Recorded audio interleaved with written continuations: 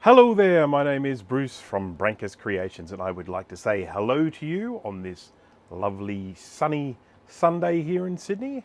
Hello to everyone who has joined me here. I will just quickly go through and do all the names. Thomas Armstrong, hello there. Apples Anonymous, Frank S, Enzo Fitzhume, Jack 68K Garth Beagle, Jeremy's Vintage Hillbilly Shack, Justin Morgan, and Jay from the House of Moth. So hello to, I said Garth Beagle, didn't I? If I didn't, I apologise. Hello, Garth. Good things. Eric is here. Hello, Eric. And Frank S. Tarpeng, T-A-Peng, Tarpeng. SadMax356. Yeah, so interesting. So I didn't live stream last weekend. I want to apologise to everyone for that. I have been busy doing lots of stuff. My work has been busy, and then of course I've been trying to do lots of new things for the YouTube channel as well. I've got a lot of content that I've been working on, scripts I've been writing. I have a new video camera coming this week. It is a Canon XA50, I think, is the correct letters and numbers, and I think I may have put them in the right order. Canon XA50, I believe. It is sort of entry-level, semi-professional sort of camera, and I've actually got a project at the moment, but I can't film it because I haven't got the camera yet. I don't want to film anything with the old camera yet, you know, until the new one arrives. So yeah. So yes, Justin, I saw in your chat there that you got yourself an LC too. You know, for people who might be interested in the whole vintage Mac collecting, the LC2 is a really good candidate. And the reason I say that is they often come up quite cheap. There are lots of them out there. It's an 030 chip rather than the original LC's 020 chip, so it's got a little bit more grunt there. It's got a 10 megabyte memory cap, which is a bit of a bummer, but you know, for a lot of things you do on these vintage Macs, that's still enough memory. And most importantly about the LC2 is it doesn't have the brittle plastics like the later ones. So you can generally pull on those tabs on the top with impunity and not worry about snapping them off. So they're quite good. And of course the other thing is the LC2 has the LC processor direct slot. There were lots and lots of computers that had the LCPDS, which means there are lots and lots of cards out there, like heaps. So yeah, I mean, you know, whether it just be sticking a network card in there, or whether it's a display card, or whether it is an Apple IIe card, if you manage to find one of them. They're getting pretty hard to find these days. But yeah, you know, you got to set your expectations accordingly. Do not expect to play Doom on this. What you can play on it are games like, you know, things like, what's that one called? Civilization.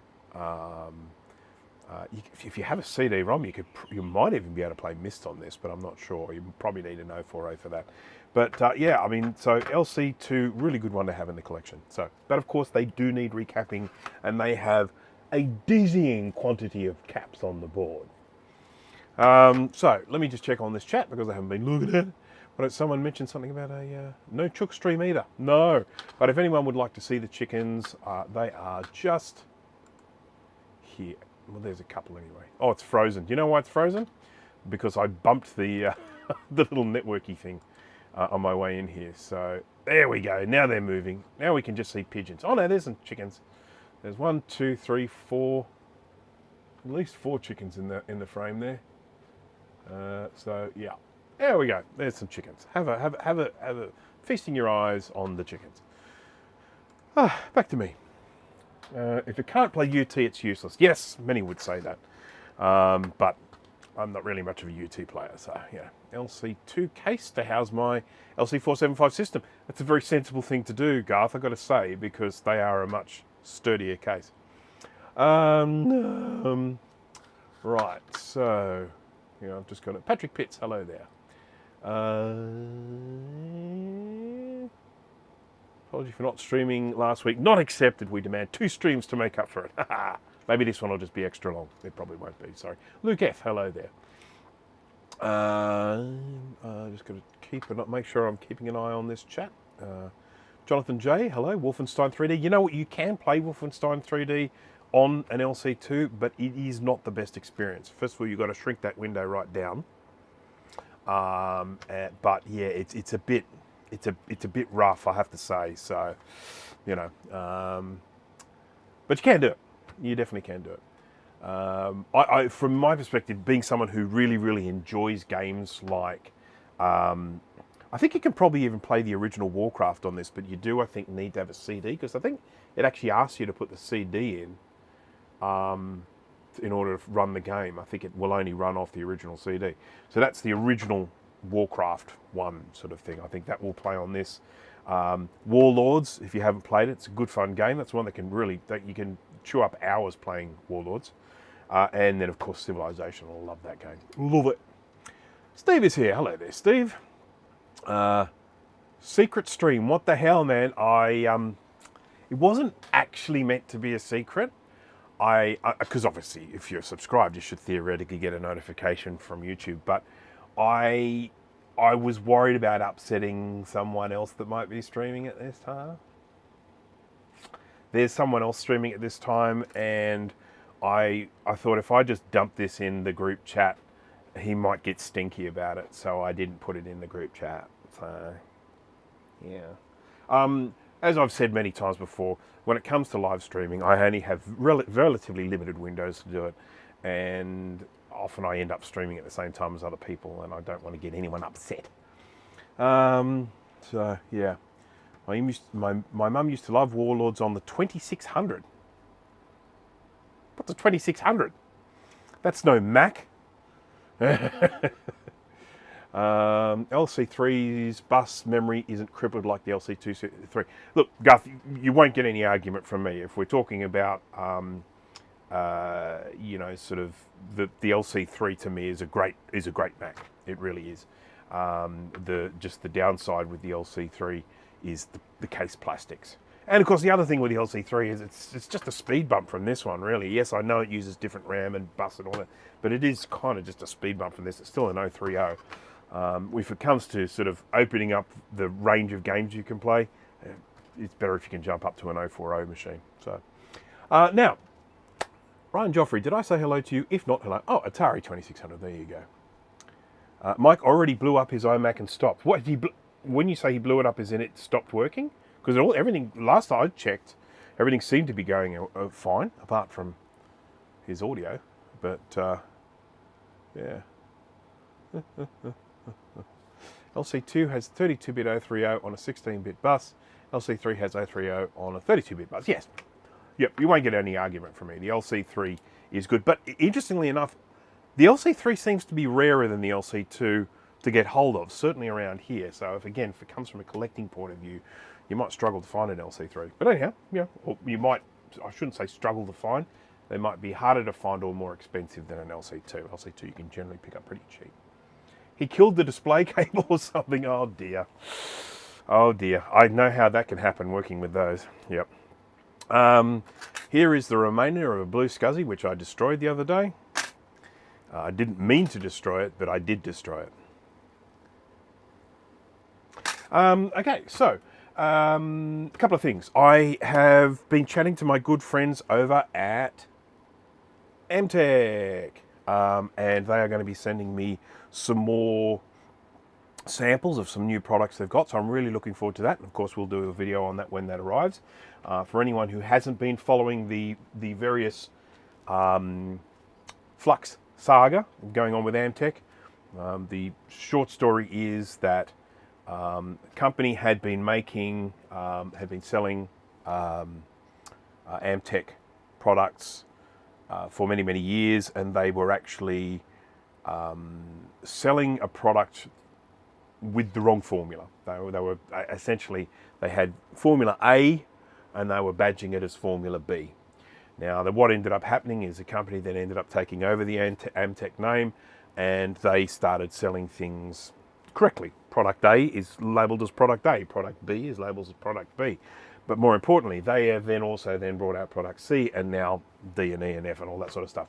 They are definitely not just pumping out Amtech. They are innovating. They are creating new products. They are improving on their products. So I'm pretty impressed. So yeah, it went from not wanting to update from one of my computers via USB to not wanting to update from any computer via any means. Yeah, this one was funny. So this one, I'm sure it worked at some stage. I think it did anyway, but then it just suddenly stopped working.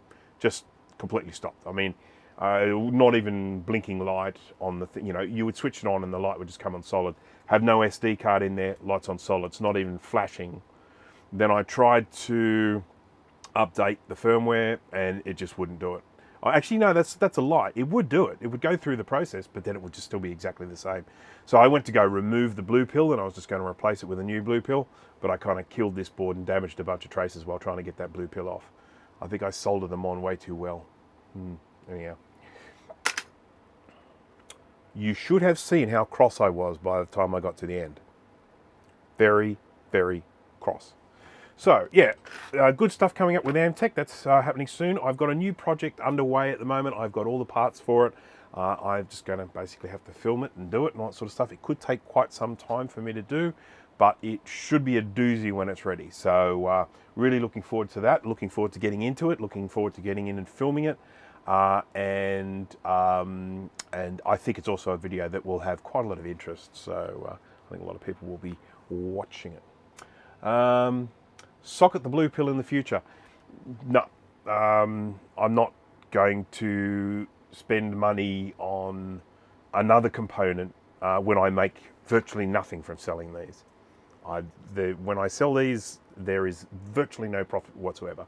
I do this pretty much as a service to the Australian vintage computer community because I don't want them to have to fork out for overseas postage. So I make these up and I sell them locally, but I make virtually no money on them. So there is one thing I'm definitely not doing is adding another component to them. Having said that, most of these, they just work. They're fine. I did have a while where I was getting some bit iffy blue pills, but I'm getting quite good ones now. They're all quite reliable. So this is a kind of a remnant of a bygone era. Okay. I make people rage quit their streams. Yeah. Now, of course, the other thing I need to really mention very quickly here before I start actually recapping, thank you to everyone who's persevering with this, is the new channel. It is the new channel.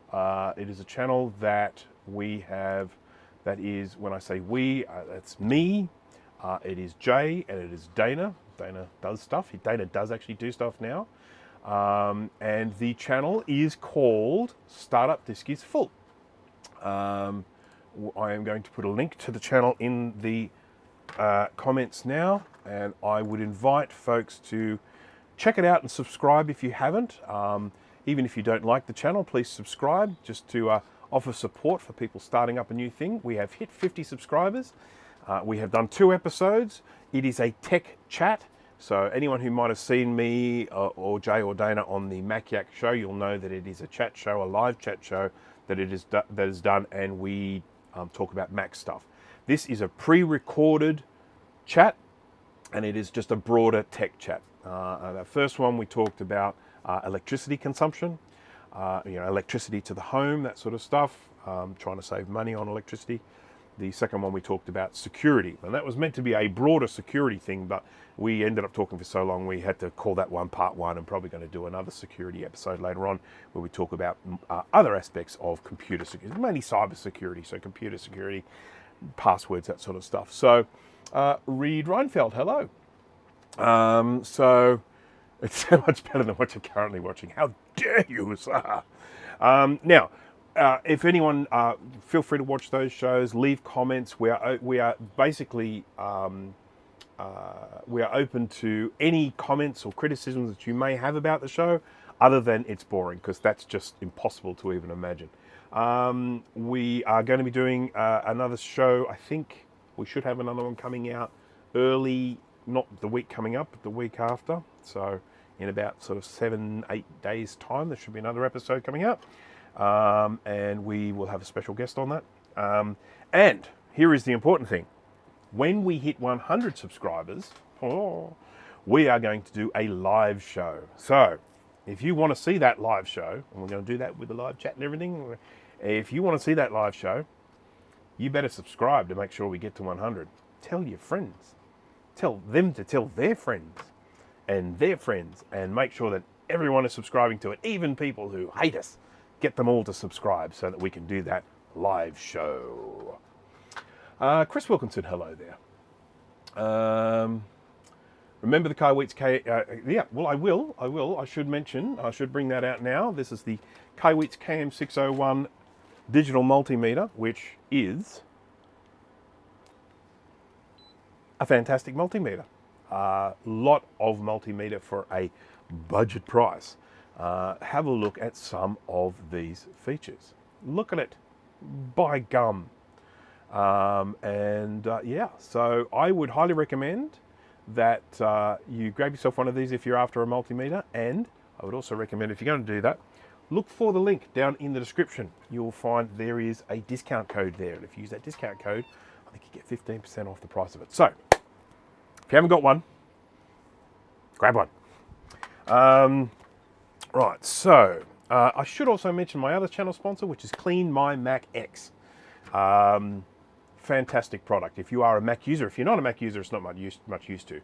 But if you are a Mac user, Clean My Mac X is absolutely fantastic. You install it, it runs in the background, and it just does all sorts of stuff to keep your Mac running fast. It makes sure it clears out caches of unwanted data. It makes sure that you've got, you're working with plenty of free space on your drive. It checks out for malware, that sort of stuff, and it is just ticking over in the background, just making sure you are getting the most out of your Mac. So there's a link in the description for that if you would like to try it out. So Clean My Mac X, fantastic. Okay. Text cooking show. Hey, what? Tech cooking show. I've actually been thinking about doing a cooking show, so look out for that one. You subbed already. Well, sub again. All right. Okay. There we go. I'm just going to go in and check and see if people actually came through with the goods today, because I'm just going to hit and refresh. It was 50 subs before. How many is it now? 51. We've got one extra sub from that little blurb, so how about that? Okay, let's start getting some work done. Top view here, let's switch on the soldering iron, let's switch on the hot air station. We are going to need both. I'm not a big fan of the LC2 from a recapping perspective, mainly because there are so many caps. 1, 2, 3, 4, 5, 6, 7, 8, 9, 10, 11, 12, 13, 14, 15. 15 caps, unless there's another one hiding somewhere. 1, 2, 3, 4, 5, 6, 7, 8, 9, 10, 11, 12, 13, 14, 15. 15 caps. Yeah. This one definitely needs it though. I don't know if I'll be able to get the angle right. Oh yes, I can. If I get the angle right, you can see the smidge here. Look at this. If I get a... there we go. I get a little bit of a Q-tip here and give a bit of a rub around there. Look at that. Oh, look at that. Look at that gunge that's going to come in focus eventually. There we go. God, my nails need to be cut. Good grief. Just annoys me the way they just keep growing like that. Right. Okay, let's get some caps off this thing. This person has sent us over with RAM and VRAM. This is a 256K VRAM SIM. I've not seen one like this before. But, yep. It definitely exists because I'm holding it. So, there we go. But I can tell it's 512 because it's got 4 chips on it. If it was a 256, it would have 2 chips on it.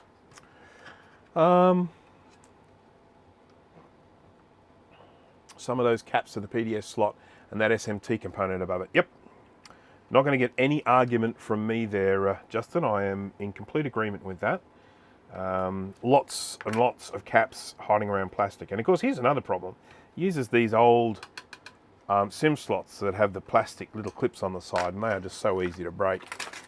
Don't like it. I don't like it. We have 4 ROMs here.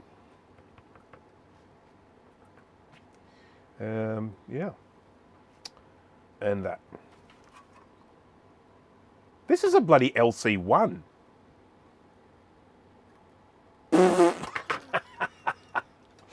This is not the first time that I've actually gone to do something and then realised I'm working on a different computer. I was just sitting here thinking, where's the little plug for the fan and the little plug for the speaker? No plug. I've got these. It's an LC1, it's not an LC2. I logged it into my job trafficking system as an LC2, but it's not, it's an LC1. I'm going to have to change the thumbnail and everything, and the name of the stream. Good grief. Okay. There are 2 things I need to put up here. I need to put up this, so you know what time it is here in this part of the world. Have you guys done daylight savings yet? That was coming, wasn't it? And then I should probably then put a little text thing here and say, it's an LC, not an LC2! Exclamation mark.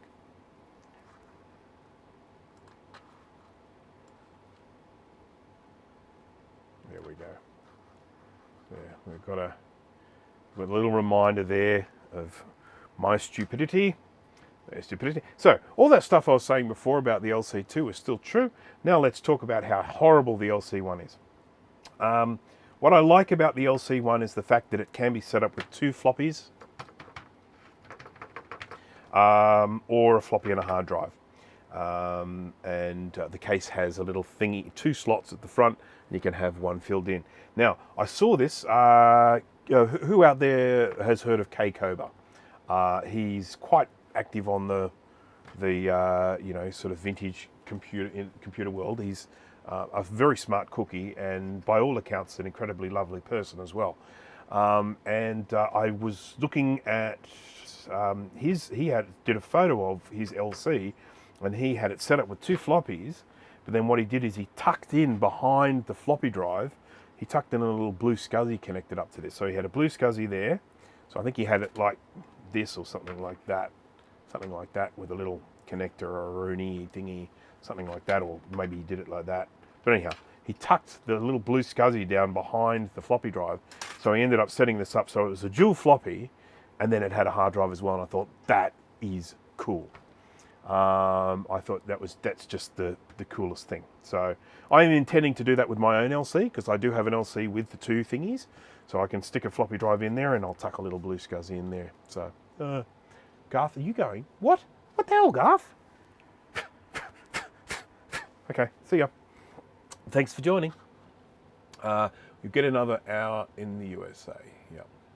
Change your thumbnail and description. Yep. Yeah, good System 6 machine. I would agree with that totally. 020 works. System 6 is good, or even, you know what, System 701. If you want some of the benefits of System 7 without some of the additional weight of System 7.1, System 7.0.1 is actually quite a usable operating system on an old 020 machine. Worth keeping in mind, because there are a lot of good things that came with System 7. So yeah, that would be my recommendation to peeps.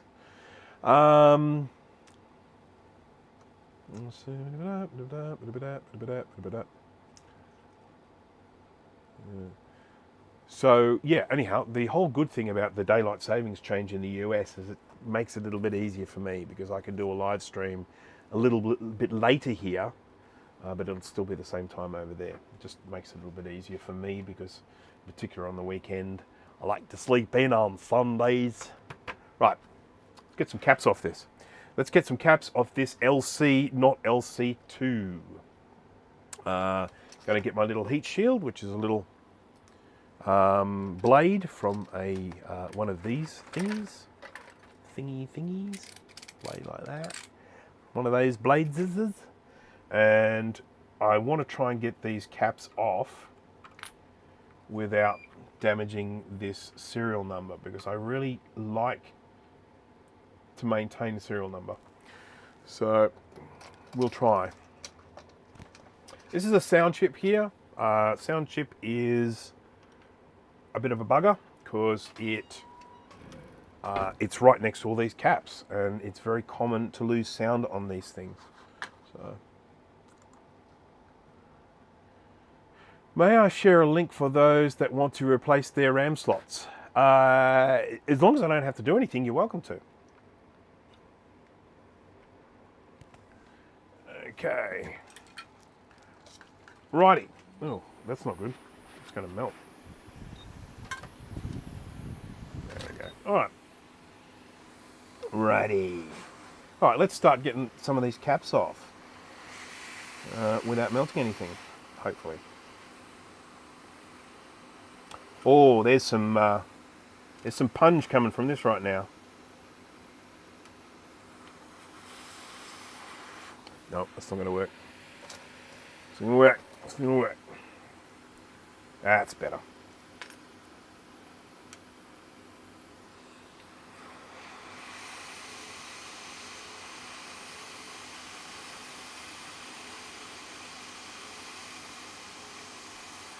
There's one. There's some stink. Well, people aren't aware of my silly little language about gunk on the board. I've got gunge, scunge and punge.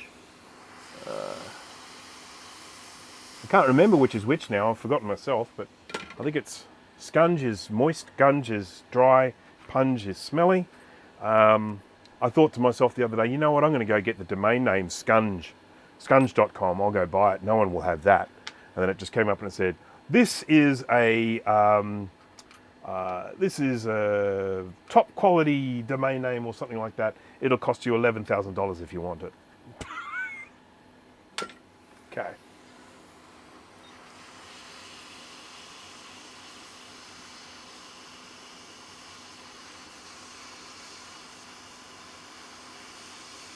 I want to just check something here.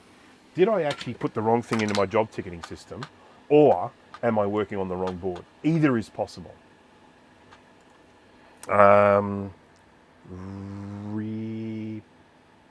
Repairs. There it is. Right.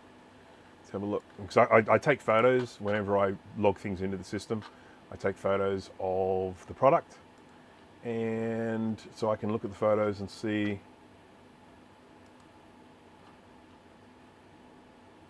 yeah, I definitely put the wrong thing into the job ticketing system. So there's no way I can blame anyone else for this other than myself. But now I'm just going to change it. So now it is identified in my system as an LC, not an LC2. My little job ticketing system. Sorry, Joe. Sorry, Joe. My little job ticketing system, which I will send a link to Joe soon. I actually have it set up so that every single vintage Mac model is already part of the system. So when I go to create a job ticket, I just select from a drop-down menu which computer I'm working on. I was meant to send Joe a link. Sorry, Joe. Seen a lot crustier than that. Oh, haven't we all? Quicksilver Oz, hello there.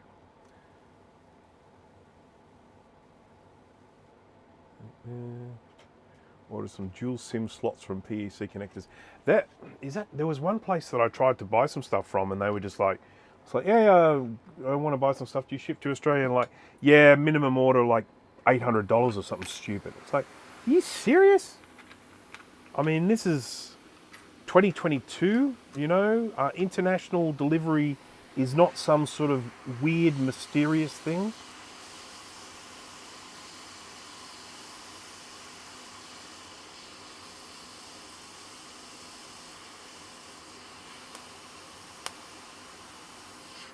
We had a pupper.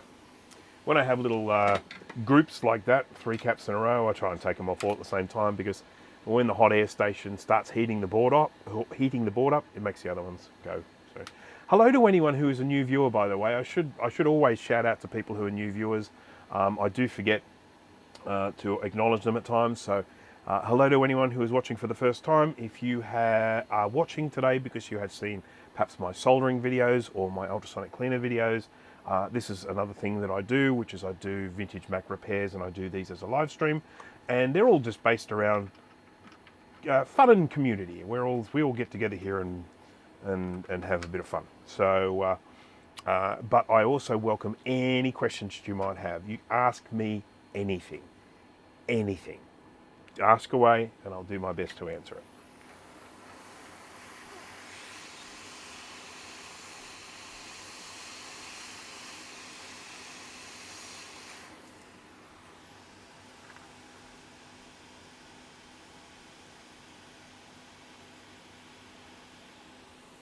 Oops, dropped the thing.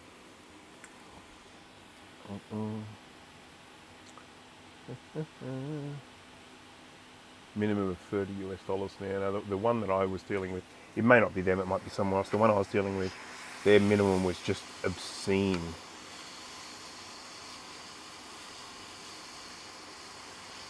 And to be honest, I did want to order a lot from them. That we had a popper there. I did want to order a lot from them, but I was not going to with the attitude they had. Forget about it. Huh? Forget about it.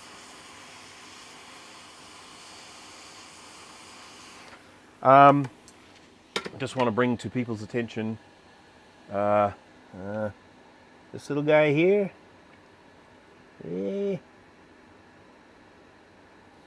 Little solder ball poking out the side here. Very common for this to happen when you're recapping with the hot air station, because the solder gets a little bit on the crusty side.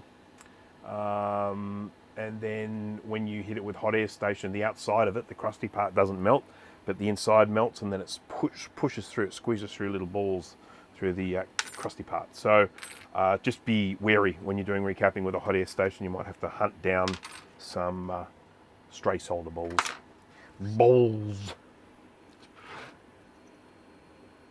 Just notice this battery holder's a bit mangled. I'm going to try and fix it up.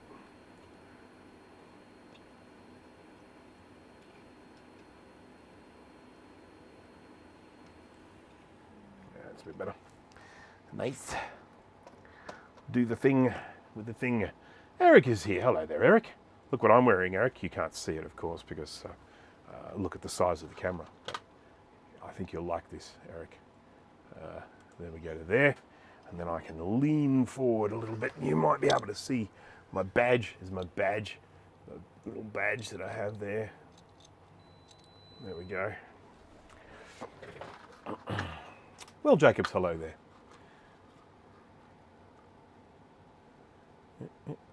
It is indeed HyperCard.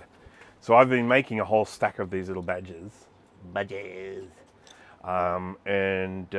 I've just been picking some of my favourite sort of vintage Mac icons. So I've got HyperCard there, and I did one with ResEdit. I did one with Stuff It, because let's face it, Stuff It Expander. Let's face it, if you were using a vintage Mac back in the day, Stuff It Expander, there's no way that you were using that computer without it. Tells ya. Let's get this big fat cap off. Oh, by the way, just a reminder to everyone. Smash that like button. Please. Okay. What's this? What's that? What's cat? Why have we got a thing here called cat? Who knows? I've got a bunch of things here. I don't even know what they do. Never mind. All right, so this should... Hang on. Let's get rid of that. Doing. Where's my thing? Where's my thing? Hang on, I need to go back to this one. To this one. Sorry about this, guys. Sorry, guys.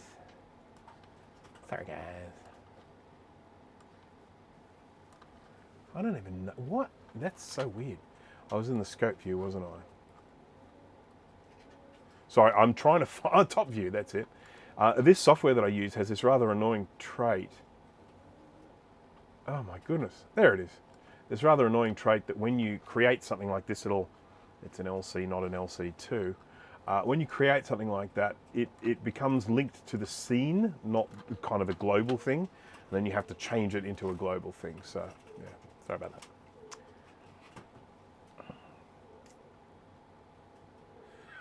All right, guys. Okay. I had great success fixing a 128K logic. 7 bad memory chips and mouse click not working. Was the resistor pack not pulling the voltage low enough? Now works. Cool.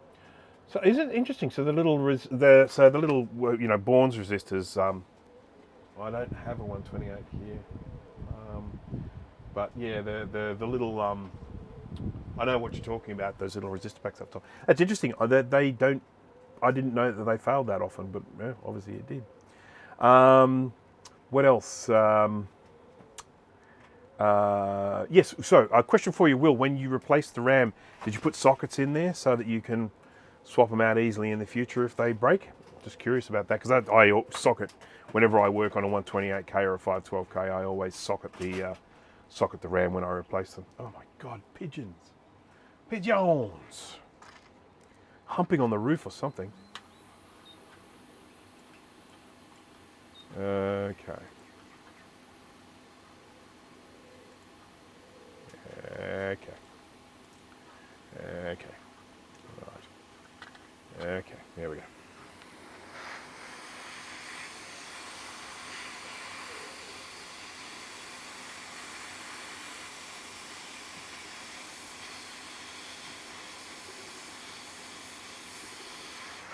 Anyone here watch Maciak this week? Anyone? Just out of curiosity. The episode that was on, whatever it was, 2 days ago. Did anyone happen to see that one? Can font-based sync fonts between computers? Never tried, no idea, wouldn't have a clue. That's one we need to do for the free software on the show, on the Maciak show. Yes, sockets always, good on you. Good on you. I'll tell you one thing that I did have with an old mouse. It was the cursor was moving in one direction and not in another direction, and it actually turned out when you open those up, they've got the little is it infrared? Little infrared LED, and then a sensor on the other side, and then a little interrupter thing that spins around inside, and that's where it detects where the movement is. And one of those LEDs was gone. It had fried. And so I've got a whole bunch of spare LEDs, and I just took one out, popped it in with a new one, fixed it. Can the volume of the coax meter be increased? I bought one, but the volume is so low I can't use it. Good Lord. That might be a fault, you know. Because these are pretty freaking loud. But a short answer is no. I don't believe there is any volume control there on it. I mean, to me that's pretty loud. I don't know if you can hear it, but certainly, I can certainly hear it. Yeah, that's amazing.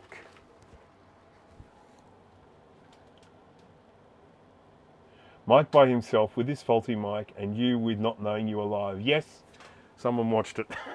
So that was the Maciak show this week.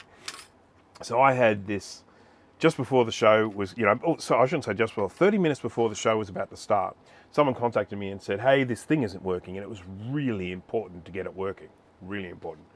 So I'm running around trying to find the fault, and I did end up finding it, but I was just running around trying to find this fault and checking things and everything. And then I'm looking at the time, and it's getting closer and closer to showtime. It's like, oh, crap, So anyhow, just a couple of minutes before the show was on, I went and got it all ready and got all set up and hooked in and everything, and then I sort of joined, and I saw Mike there, and I'm like, oh, dude, and I just start swearing my head off. I just, there's effing this and effing that, and I didn't realise that we had actually started the show.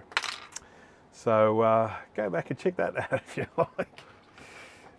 Having said that, it's a bit excruciating watching it because Mike's microphone is so bad that it hurts your ears to listen to. So he did fix it, but just at that particular moment, it was a bit on the bad side. Do you or someone you know have a 3D printer? Yes, I have a 3D printer. And some people I know have a 3D printer as well. Remixed a design to recreate the case for an Apple MO100 mouse. Yeah, that's not going to be an easy thing to 3D print, I'll tell you. Because of the curves. That will be because the thing is that when you create something for 3D printing, it's not just a matter of saying, hey, here's the design, away you go. Things have to be designed to be 3D printed, because 3D printing works in a particular way. You know, it's not just like injection molding. 3D printing, the way it actually has to work its way up from the top. You need either supports with things with overhang. So if you've got something like a mouse case, in particular with that particular mouse that has a curve on it, you can print it up around that way so that the flat part is on there. But then as you go out, there are going to be parts that potentially don't have support. So anyhow, yeah, it will be a fun job for you, put it that way. This is one of the joys of 3D printing when you're learning to do 3D printing, is learning how to actually design for 3D printing as well as just, creating stuff. I've got quite a few of the designs that I've made for various vintage products, and they have been made in such a way that, see, even something like this, like the Kaiweets case that I made, with this little bit that comes around the bottom here, I had to build custom supports to make this work properly. It works fine. I printed one for Jay and I still haven't sent it to him. Sorry, Jay. It's coming. Joe is here. Hello. Napping. Well, I never. I was just talking about you a moment ago. I can't even remember what I was saying. What was I saying? Does anyone remember what I was saying about Joe? It was all good things, of course. Yeah.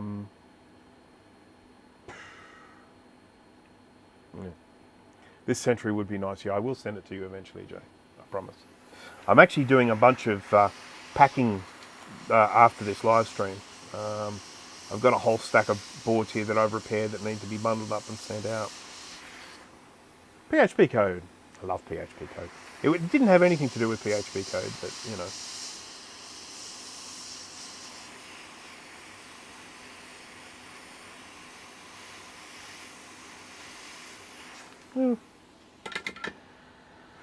Okay. Oh, job list. That's right. The job tracking software. Yes. I was telling everyone before about. The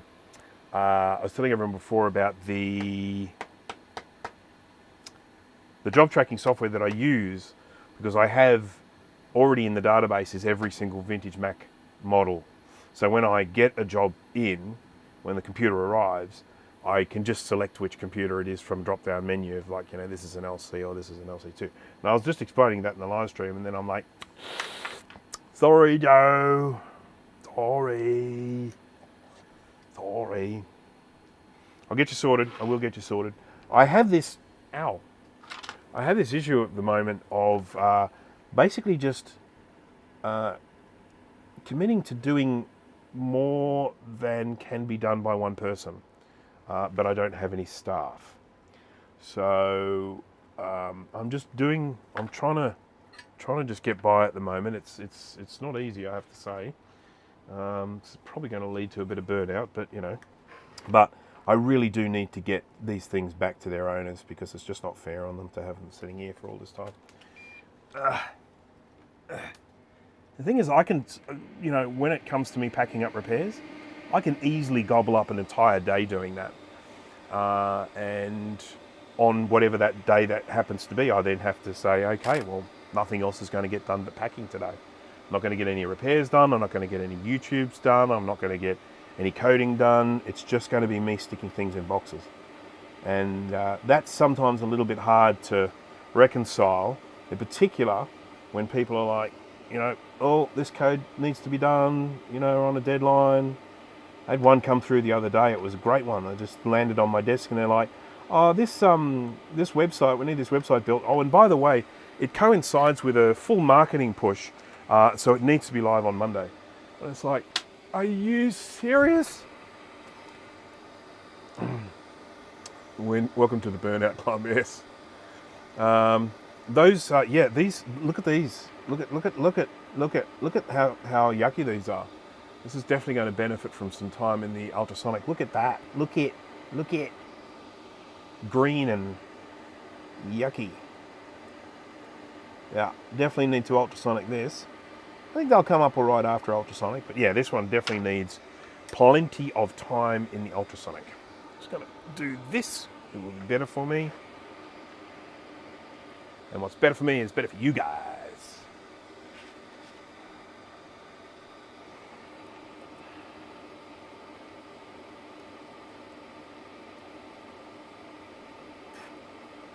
Anyone here in the chat still use a film camera? Just curious. Just asking sort of out of the blue, random question to anyone. Anyone? That's what you mean by PHP code. Having seen your comments in some of the other things lately with you saying PHP code, makes a lot more sense to me now. I've just been looking at those comments of yours, Joe, and I'm like, geez, Joe likes PHP, doesn't he? Wow.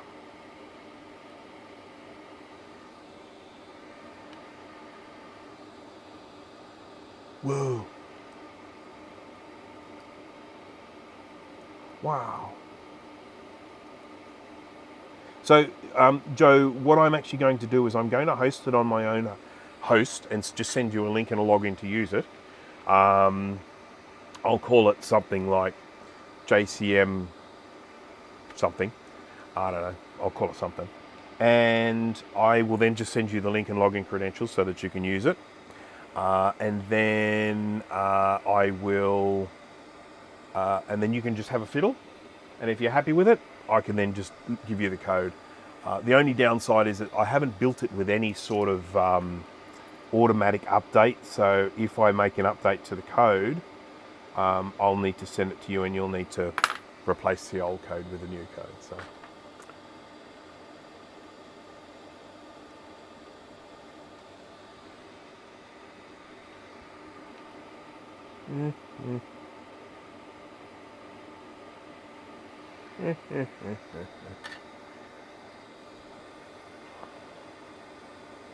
There's a lab in Melbourne that's still processing film. Film never dies. So Steve's a yes to film now.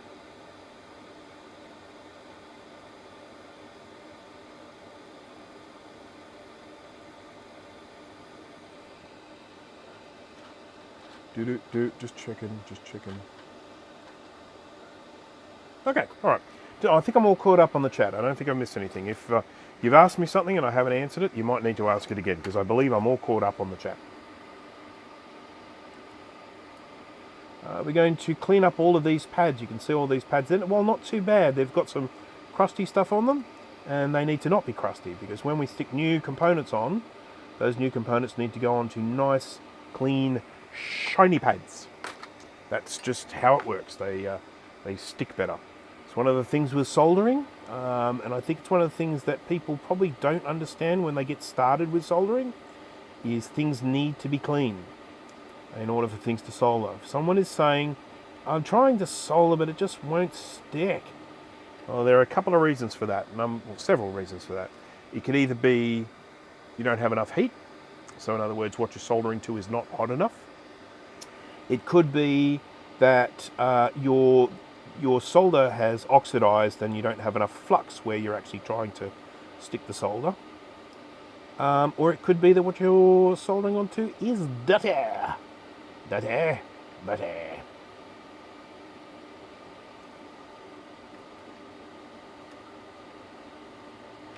I'm using a fume extractor at the moment. It is a good idea to use a fume extractor when you are soldering, because all that smoke that's coming up there, it's not lead. A lot of people think that's lead. It's like lead from lead solder. That is not the case. What's smoking there is the flux. The flux is burning and then it's turning into smoke.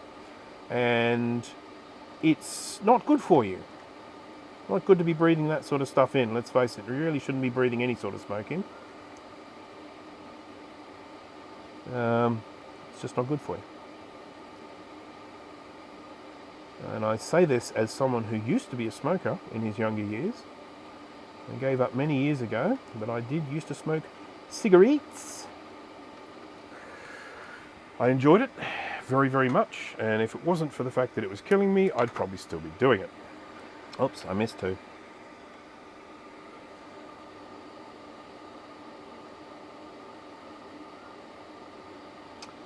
I hear that in New Zealand they're actually going to make it so that anyone born after, I think it was 2013 or 2015 or something like that, can't buy cigarettes. So over here in Australia, the law is that you can't buy cigarettes unless you are over 18 or 18 or over. So if you're 16 or something and you go in to buy cigarettes, they're going to ask you for ID, and if you can't present ID to show that you're 18, you will not be sold cigarettes. Now, New Zealand have that as well, but what they're actually doing, they're taking it a step further, and they're saying that if you're a smoker now, you can keep buying cigarettes. You have to present ID to show that you're the correct age, but you can keep buying it. But if you are of a certain age, they're basically trying to make it so that you will never be able to start. You will never be able to buy cigarettes if you were born after a certain date. So that's something that New Zealand have got happening. I mean, of course, cigarettes will be able to be purchased from friends and family and whatnot, but I can see it kind of happening. Over here in Australia, one of the things they're doing to stop people from smoking is they are basically just increasing the price of cigarettes on a regular basis. So every, at a particular interval, I'm not sure how often it is because I don't smoke, but they just increase the price and then increase the price and increase the price and increase, and they're just gradually making them more and more expensive. At the moment here in Australia, I think it's a little over $1 a cigarette, something like that. Yeah, most of the things that are 21 in the US are 18 over here, so you're allowed to drink when you're 18 and you're allowed to smoke when you're 18. I know it's 18 in some parts of the states, is that correct? I think some states drinking age is 18. What a bizarre thing to be able to drink in one state and then cross into another state and not be able to drink there. That's sort of weird. To me, weird to me.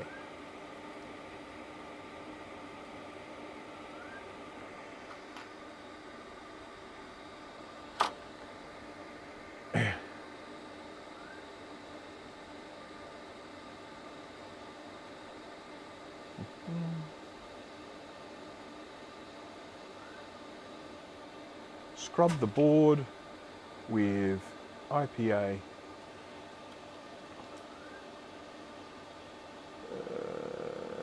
Sorry, there's a bit of chat that's happened while I was busily working away there and prattling on about cigarette smokes. Microscopians me play with tedious and old crap.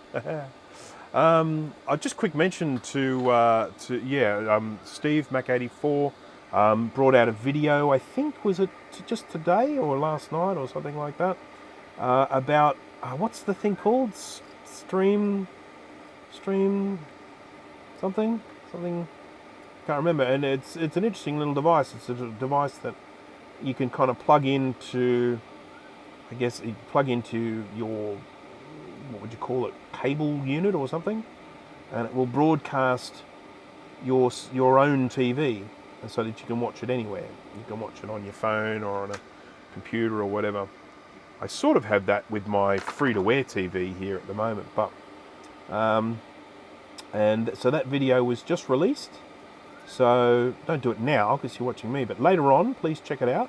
Steve, please feel free to leave a, oh, I melted the, what do you call this thing? The headphone thing. Please feel free to leave a link in the description for, not in the description, in the chat for your video. There we go.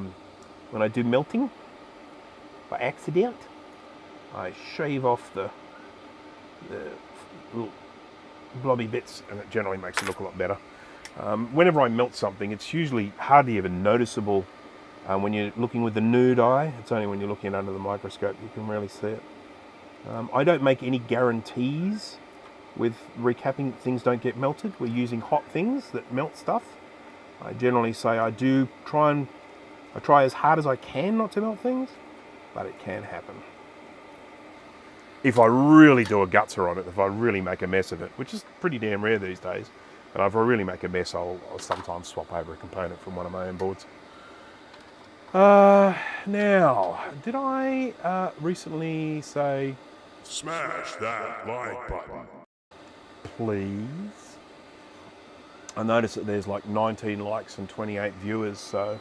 I mean, I have to accept, I do have to accept that of those people watching at the moment, there may be many that don't actually like the video. They might be hating every second of it. And so they're like, I'm not going to press the like button. I don't like it. It's awful. So I just have to accept that. But if you do like it, please press the like button. It's good for the algorithms, the YouTube algorithms. It's all driven by algorithms. This one's cleaning up really well in terms of the state of this board. It's in really good nick. The Macintosh LC is one of the computers that does the whole sync on green thing, like the 2CI. So you do need to have the right sort of adapter when you want to run the video from these. And that. Ouch. This is getting hot. Off to recap a video card and finish the 2CX. Good on you. Can I plug my channel? Like to get more subs? Go for it.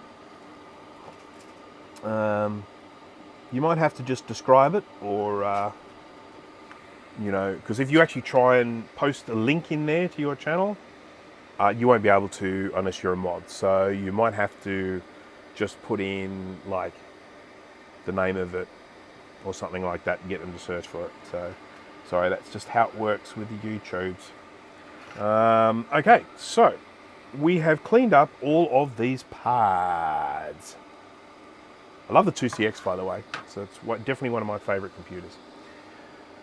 Okay.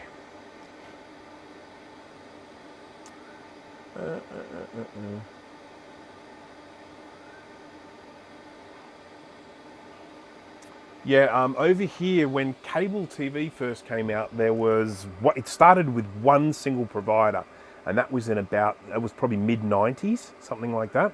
And that was one called Galaxy TV. And then that I think, didn't that end up becoming Foxtel? Or Foxtel bought them out or something? And then there was, Fox, yeah. Sorry, everyone. I just want to apologise to everyone in the world for Rupert Murdoch. He's one of ours. Sorry. Really, really, really sorry. Yeah.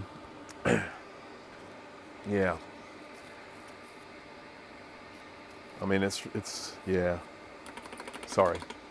I actually had Galaxy TV, so I was one of the very early adopters to cable TV here in Australia. Now, having said all that, I then was also one who bailed from it quite early. So I had it for a while, and I liked it. I did enjoy it at the time. I enjoyed having cable TV at the time, and then what ended up happening was I had it exactly the way I wanted it. I had the channels I wanted.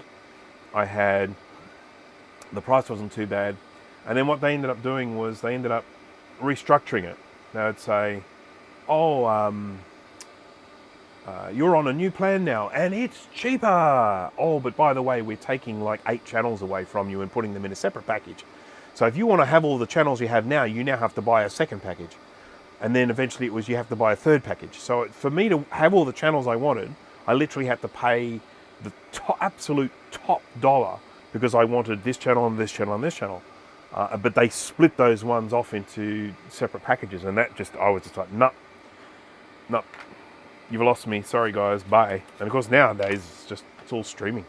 A couple of things. First of all, there's a lot more in the way of free-to-air TV now. There's a lot more channels, and then there's streaming. So cable TV to me is just a waste of money for me. Optus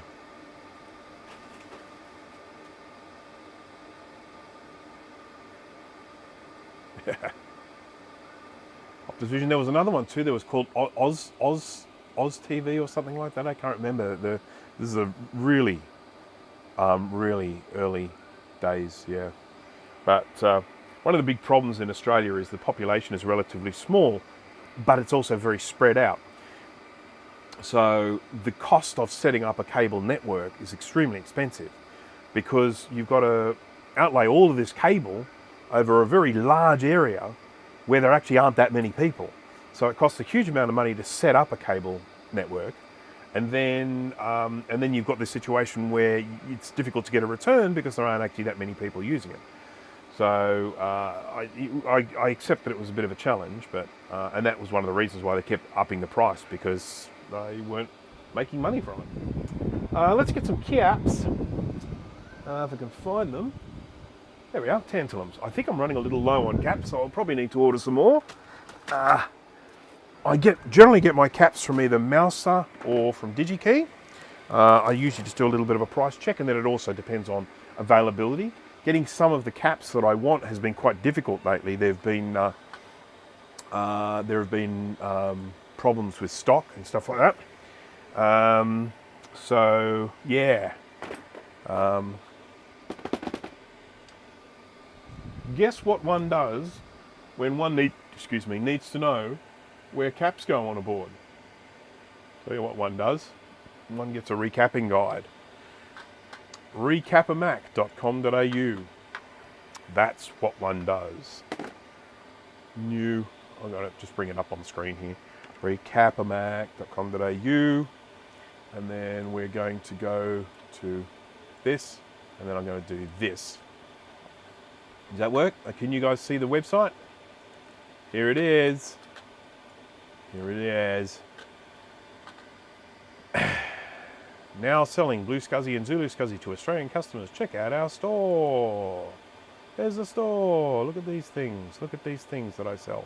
But this is where we want to go. Resources. We've got here, section on resources, all of these different products. And they're all in chronological order of release date. So we need to go here to LC. There we go, 1990 is when the LC came out. And there we have, oh, it's one of my old recapping guides. I need to update that. They're awful. So there it is. There's the board. We need one microfarad 50, one 100 microfarad 6.3, 5 47s and 8 10s. So let's start off with the 1 microfarad 50. So, bing.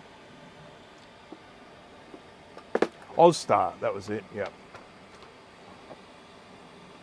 Yep, that was the other one. Steve knows that website. Charlie's here. Hello there, Charlie. 1 microfarad 50 volts. Charlie, thank you very much. He sent me a Macintosh LC 575 the other day. It arrived in questionable condition, but having said that, it wasn't in the best condition when it left. So I'm not sure we can blame the postage that much. But when it arrived, it had the CRT was actually off inside the case. So what I ended up doing is I opened it up. There's a crack in the front bezel, so I added a little bit more glue to the front bezel to try and just strengthen it up a little. And then the little screw holes that were holding in the CRT, they were a bit iffy, so I put a little bit of araldite in there, a little bit of epoxy, and then put the screws in, and it's holding in quite nicely now. Can't get a picture on the thing though. I think the analog board might need some work. The power supply is working. If I put a logic board in there and press the button, it fires up, it goes dong, but the screen just does weird things. So I'm definitely going to need to sort that out. But having said that, you know, Charlie gave it to me for nothing, which is very nice of Charlie. So thank you very much for that, Charlie. Big shout out to you. And more importantly, when and if I do get this fixed, it's going to make a really good testing rig, because I don't care what the testing rig looks like. It doesn't matter if it's all manky and busted and stuff, as long as it works. So. And he had a Recapamac pick of a Color Classic analog board. I sold him some caps. We got talking, exchange numbers. Well, how about that? Well, how about that?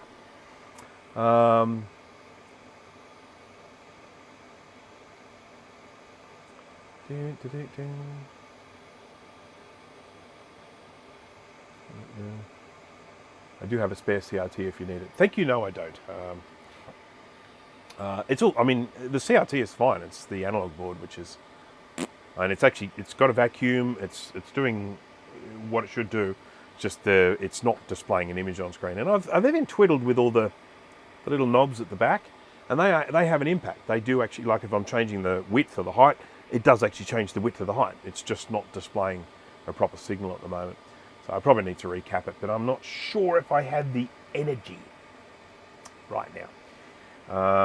I have never recapped the 575 analog before, ever. 575 analog recap, never, ever.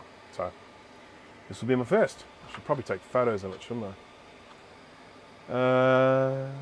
I found the CD and floppy drive too. Cool. So does the CD drive have the little thingy at the back? The little connector-oony thingy? Because for those who aren't aware, with the LC 575 and 580 and Classic and all those, the drive goes in, slides in, and then it kind of gets socketed in. And in order for it to socket in, there's a little connector that you plug into the drive, which just plugs into the drive and into the power supply, and then you slide it in and it slots in. And if you don't have that connector, you're not going to be able to connect a drive to it. Simple as that. Right. Recapping guide. Yes, thank you. I've got the 1 microfarad 50 and he goes right here. So let's do it. You ready for this?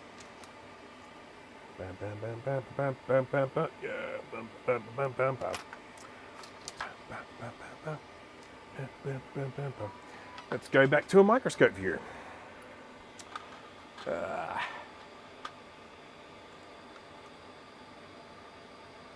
Is cockfighting your side hustle? No, it is not. Yeah.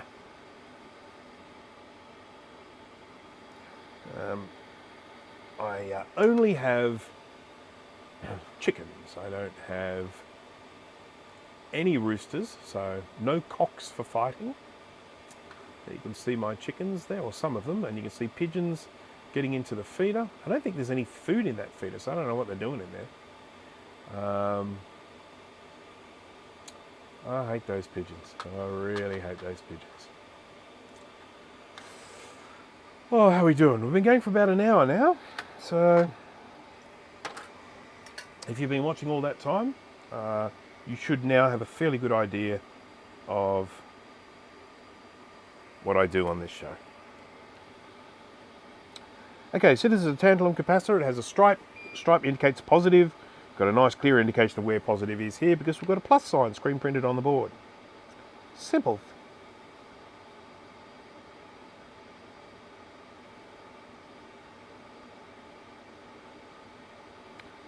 I've said this before and I'll say it again. It is a great time to be into vintage Macs. There's some wonderful stuff going on at the moment in terms of people recreating things, creating new VRAM sims, creating new RAM sims,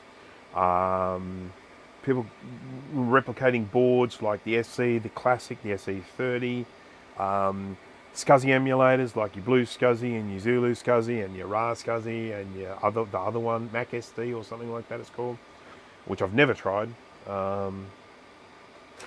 Yeah, wonderful time to be into vintage Macs. So that's that. We need a 100 microfarad 6.3. 6.3. Here he is. And he, I don't know why I'm actually calling a capacitor a he. I think capacitors are probably fairly genderless, but I'm calling it he nonetheless. He goes here. Boom. Right there. Now this one's a bit of a bugger because it's right next to that plastic, which means I'm going to need to use a dun dun dun conical tip. Alrighty then.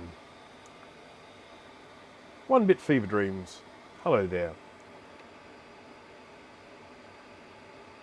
I'm working on a video at the moment on graphics, computer graphics, and God, there are some concepts I'm having trouble figuring out the best way to explain to people, but you know.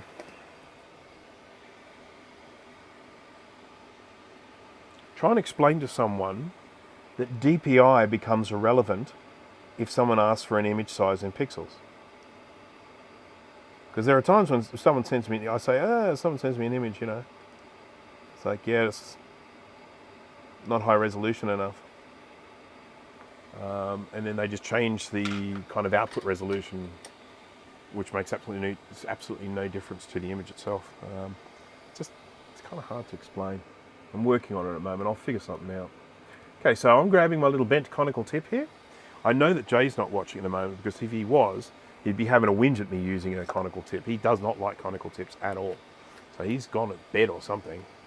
No, it's too early for him to go to bed, so having dinner or watching a show or something.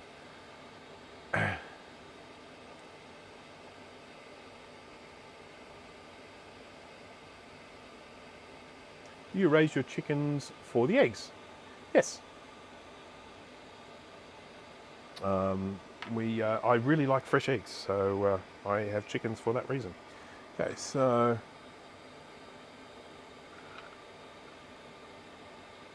I still don't have any idea what you do. Well, that's a good thing. That's a good thing. Got to keep the mystery there, eh? Don't you reckon? Okay, so the reason I'm using this conical tip is because I need to get in here, and so I need to get some heat onto that pad. I don't want to melt anything, and that one is done. Soldered beautifully.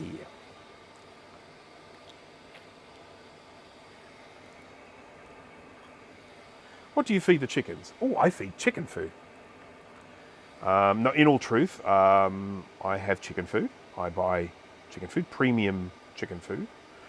It's designed to be a balanced diet, have everything in that they need, but then I also supplement that with what they call scratch mix, which is some seeds and some other things all mixed in. And then I also give them corn, I give them cucumber, sometimes some carrot, sometimes tomato.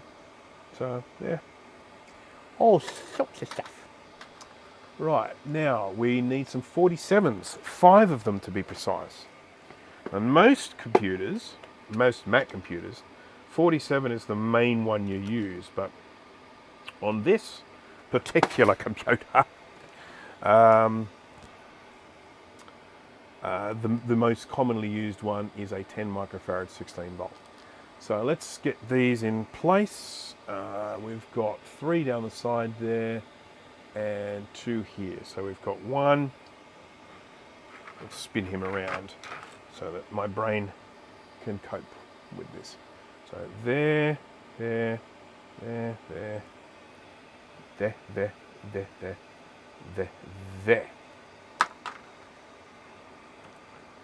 All right. Once again, anyone have any questions they want to ask me, please feel free to ask them at any time. I am always happy to answer. I was working on a computer. Can't remember which one it was. 475, I think. The other day, I was having some trouble with it, and someone left a note in the comments saying, "Oh, you know, you need VRAM in the 475 to get it to work." And I'm like, "Do I?" And I'm actually a bit confused now, because I thought the 475 had onboard VRAM, but it may not have. So anyhow, we will test that today at the same time we test this one.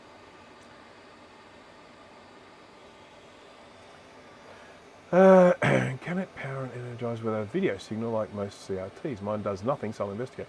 Apple 12-inch RGB monitor, can it power and energize without a video signal? Yeah, so when you press the button on the front, you should be getting a little green light for the 12-inch.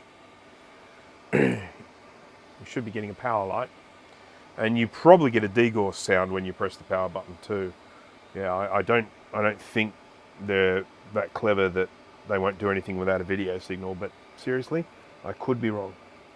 Mac 84 might know that. Steve. Steve.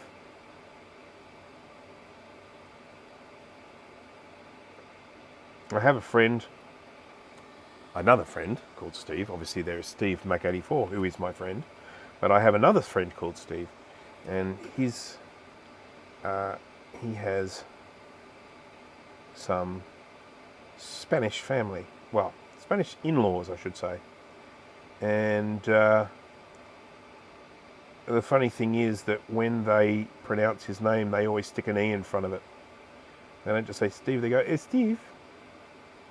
Hey Steve.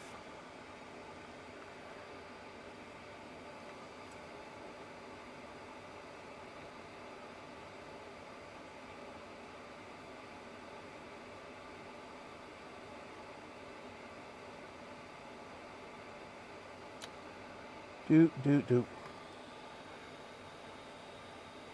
Are there beep codes on all Macs? What is a beep code?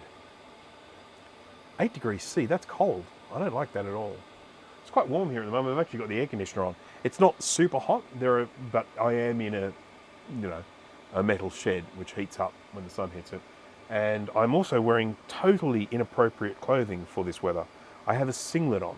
I have a singlet on. Why the hell do I have a singlet on? Just got up this morning, got dressed, put a singlet on.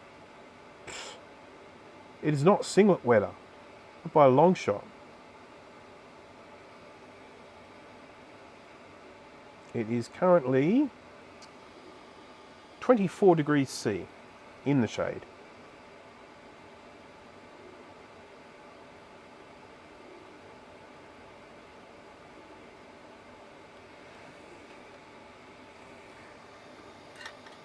Death chimes.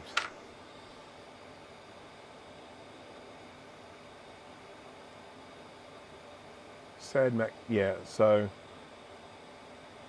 Yes, I don't know what a beep code is. That must be a different computer.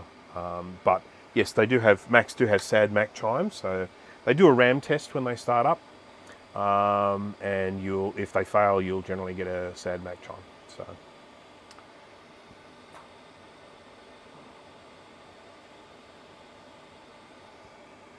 Do. I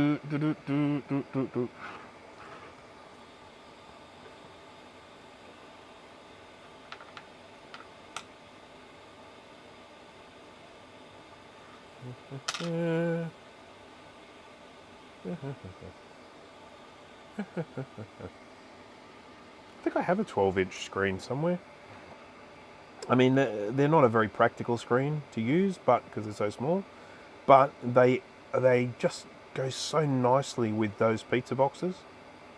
You know, when you set one up with that little 12-inch on top of it, they almost look like one unit. It's nice.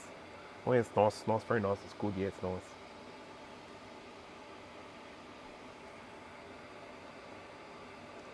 What is that? I know exactly what it is, actually. It's a pin that I've trimmed off a header from a blue SCSI. I need to actually work on some blue SCSIs today. I ran out of freaking SD card slots the other day, and I'm like, an order came in and it's like, holy crap, I haven't got an SD card slot. I have everything else, just no SD card slot. Craziness. But I have SD card slots now. I got a delivery of them. When I order from DigiKey, they generally deliver very, very quickly.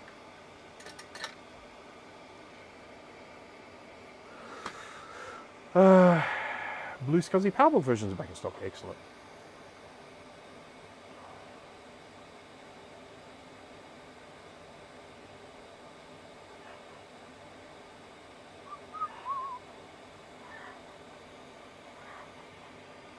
Which chicken is making noise? One of my chickens is making noise. Let's just swap the mic for a second.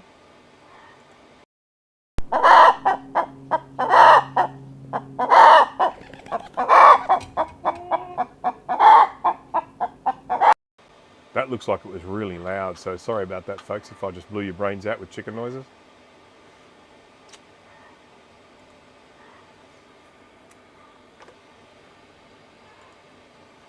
Alrighty, so that is all of the 47 microfarad 16 volts on there. That is all of the 1 microfarad 50 volt, and that is all of the 10 microfarad 6.3 volt. All we have left are a whole stack of, I think it's 8 of them, 10 microfarad 16 volts. So let's go grab those now, shall we? Yes, we shall.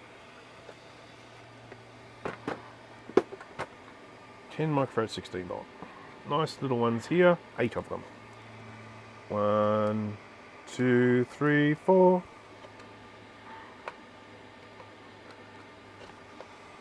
5, 6, 7, 8. This episode was brought to you by the number 8.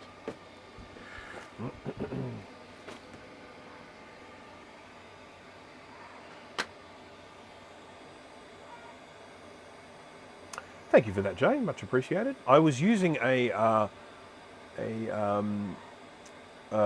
do they call them? I've forgotten the word. Oh, never mind. Not important. The 68K Series Max firmware coded in 4th like PowerPC ones. It's not like a PC with beep codes. I have no idea what any of that means. Sorry. If a Mac does a beep code, it's probably a more modern Mac. Yeah, the G5s used to do that. I think it was the G5s used to do that. You could switch them on if you had problems they would make a noise. They'd make some beepies. And I think even the early MacBooks, like the Intel ones, I think they had some beep codes as well. They would go beepity beep beep.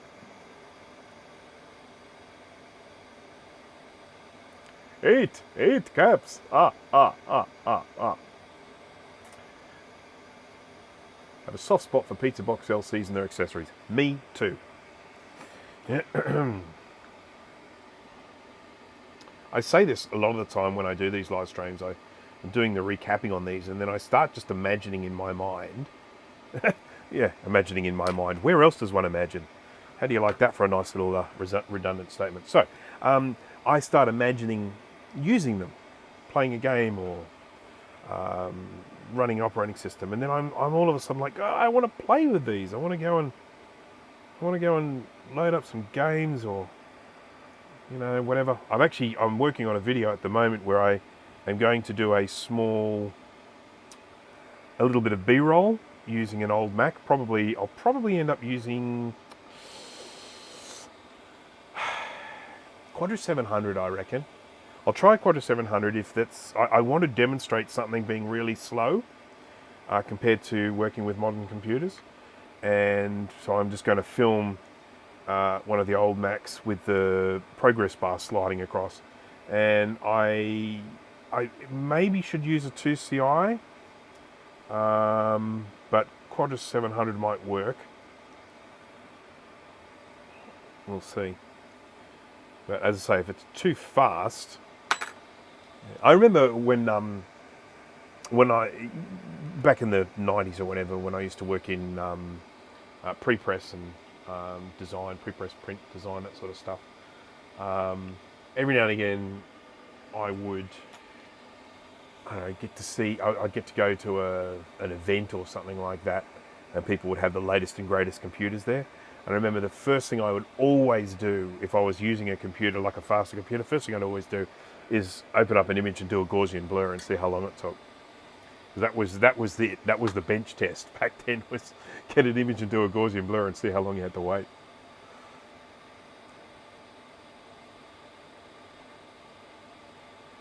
You can use beeps from the speaker to determine any hardware problems. The number of beeps narrow down where it is. That's very nifty.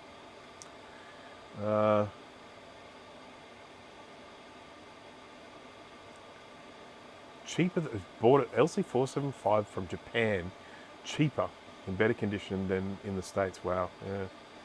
I poked my multimeter in a Mac Mini PSU and I got some nice Christmas lights. I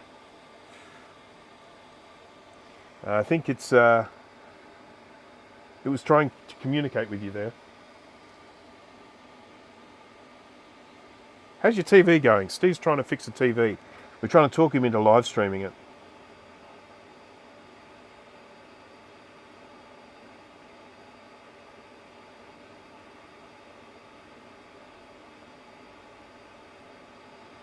Because of the way the caps are on this particular computer, I do like to try very hard to get them all straight, because they're all in this close proximity, and if you don't get them straight, they really stand out.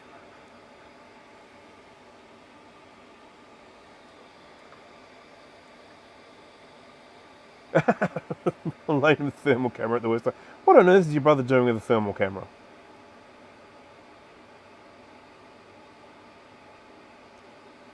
Steve, did you release that other video of historical? The one with your family there working on an old Mac there? I don't want to do any spoilers if you haven't released it yet. Because I think I saw it on the Patreon link. Patreon? Because I am a Mac84 patron. Patreon. I am. So I get all the new release stuff.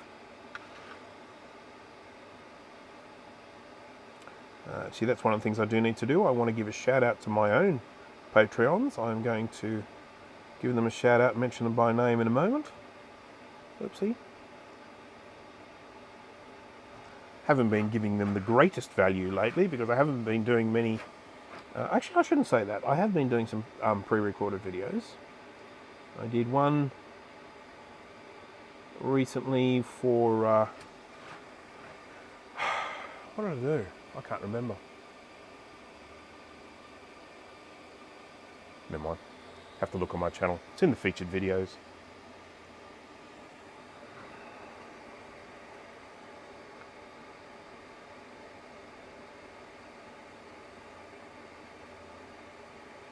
Oh, one of my ultrasonic videos there, yeah. And then I did a video for what to do if recapping doesn't work with my good friend Dan from Canadian Computer Collector.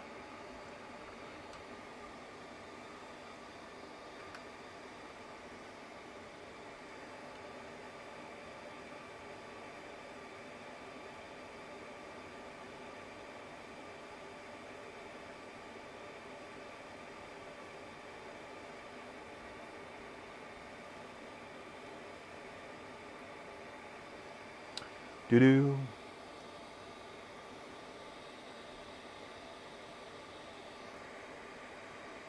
Seems the PSU and multimeter survived. Well, that's good. Now, I've got a question. Has anyone here seen the movie called Weird? Trying to find a leak in his house. Okay, fair enough. Next week will be the other video. Cool. Well, that's good to hear. No worries.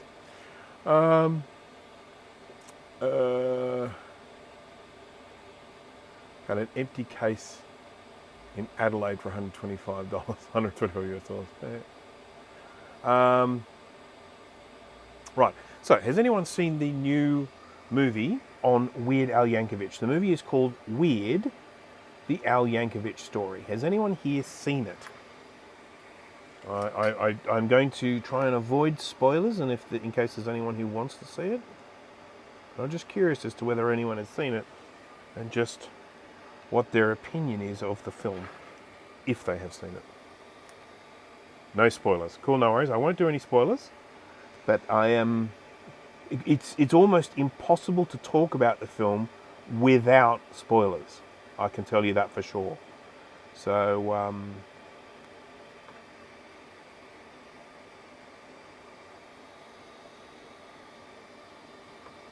I'm really interested to know what other people's opinion is of the film. I'll just come out and say it. I didn't enjoy it very much. I did have a few laughs. But I have definite reservations about the film. I can't really talk about those reservations without letting out humongous spoilers. So, I won't. So,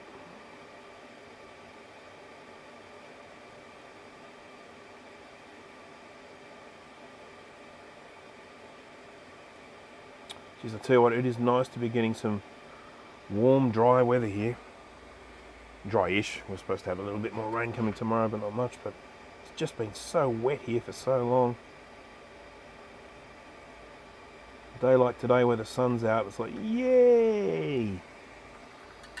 Yay!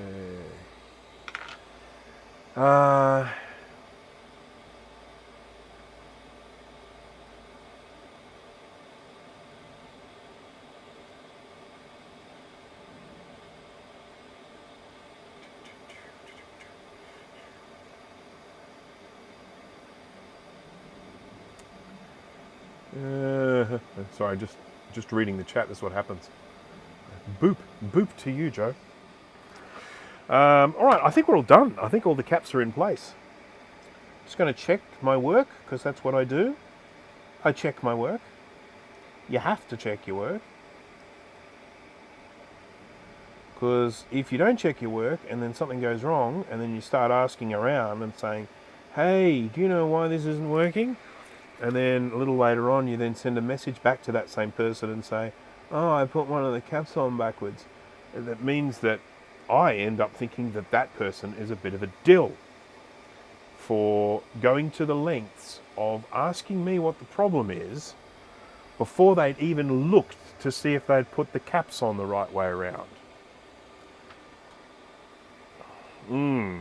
Just saying.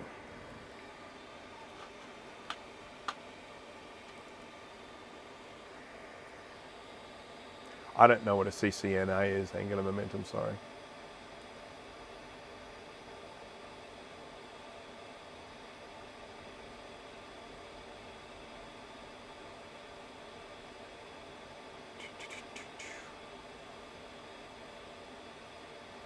I've also started watching a series called 5 Days at, I don't know, it's set in Hurricane Katrina in a hospital. 5 days and something. I watched the first episode last night. It was really good. I finished watching a series recently called Gaslit with Julia Roberts, Sean Penn. It's quite good. Ran out of steam a bit in the end, but this happens a lot. Let's test this out, shall we? Now, a number of different ways I could test it. I won't be able to test the sound because I can't really test the sound without an LC case, which I didn't bring down here, because the sound comes off these little pad thingies here. I could kind of solder on a speaker to it, but I'm not going to do that. At this stage, I'll just be content with it starting up. Sound may not even work because there's so much gunk around the speaker. But what I'll do is I'll take this power supply out. We have here, what is this? Is this a LC2 or an LC3? This is an I can't tell. This is an LC3. This is what we're looking at here, is an LC3, yes indeed. What's this?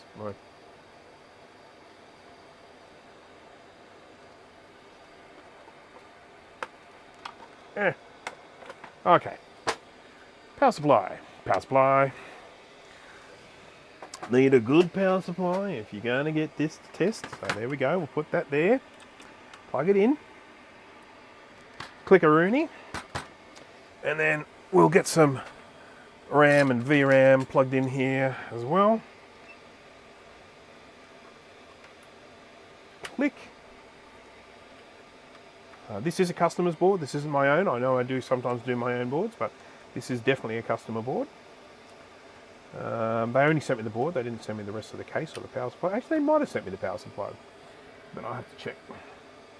Okay, so we've got RAM, we've got VRAM, got power supply. Let's get a screen. Excuse me. I'm going to stick my large body in front of the camera. Do you have alligator clips? I do. Oh, I see what you're saying, to clip them onto here. Yeah, I do. But a couple of problems. One, I'm not sure which one's the speaker and which one's the fan. I guess I can figure that out by just sticking a multimeter on it. The other, yeah, maybe. We might go to those links afterwards, we'll see. We might. Now, I need to connect a hard drive to it to see if it boots. So I'm going to plug this adapter here. Is set up to do sync on green, which is what this is going to output, and this display does also quite happily accept that signal. So I'm going to just plug him in like this. Now we want to connect up a hard drive. I've got a few options here. These are all external ones. Obviously I could use an internal with this as well. These are all external options. What we have here is a SCSI 2SD version 5.5. We have a Blue SCSI DB25 external, and we have a Zulu SCSI Mini. They call this a Zulu SCSI Mini. It's actually this Zulu SCSI RP2040 Mini because it uses a Raspberry Pi RP2040 microprocessor inside this one here. In terms of which ones you are going to use, SCSI 2SD version 5.5 is the slowest. It is also discontinued, so if you are wanting to buy one of these, I'm sorry, but you probably can't, mainly because of this little chip here. They're virtually impossible to get hold of now. The Blue SCSI, of course, you can buy this as a kit. You can build it yourself, all good and fine and dandy. These ones here you can buy now. So this is the slowest. This is the second fastest, and this is the fastest. The RP2040 speed is quite dizzying. So if you are someone who is obsessed with speed, my recommendation is to go down the path of the Zulu SCSI RP2040. But having said that, there is a cost associated with these. These you can make as a kit. And then of course the other thing is I'm plugging this into an LC. What difference is speed going to make connected to an LC? None. So that's just a quick little rundown here. I am going to just use this one because I don't use this one very often. Okay, let's put this here. Jeff Barnard, hello.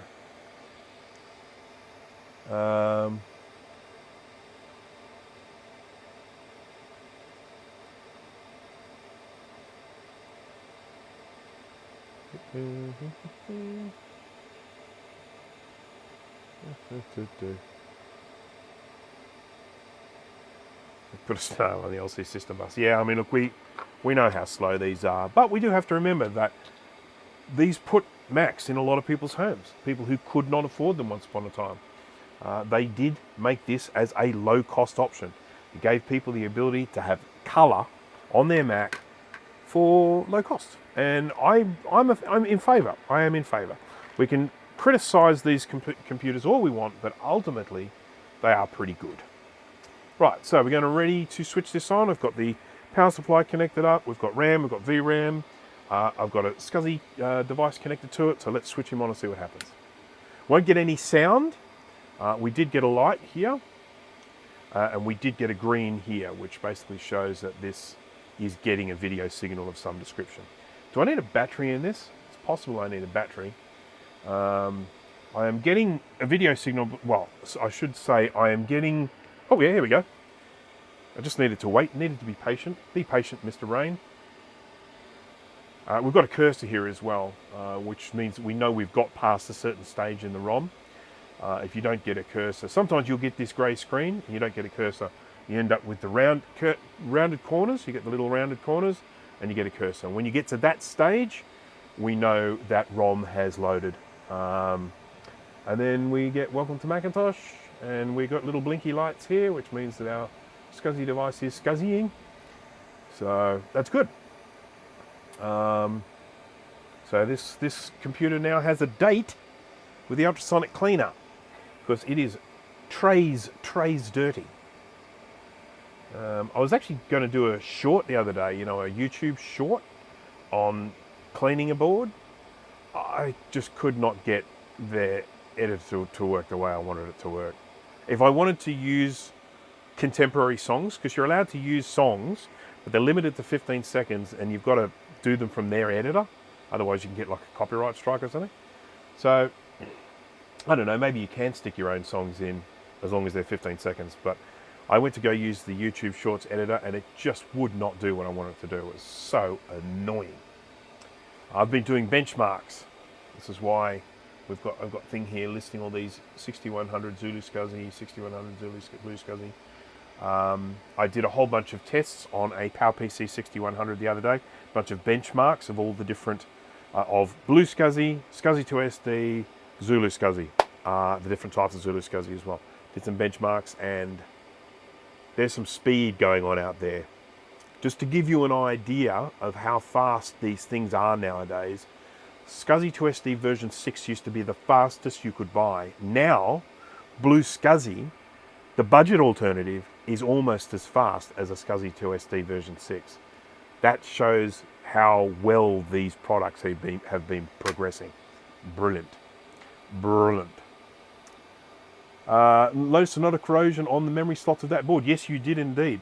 And that's something that I'll be inspecting after it's ultrasonically cleaned, because it may need more than just the ultrasonic. It might need a little bit of mechanical assistance. I need a mouse.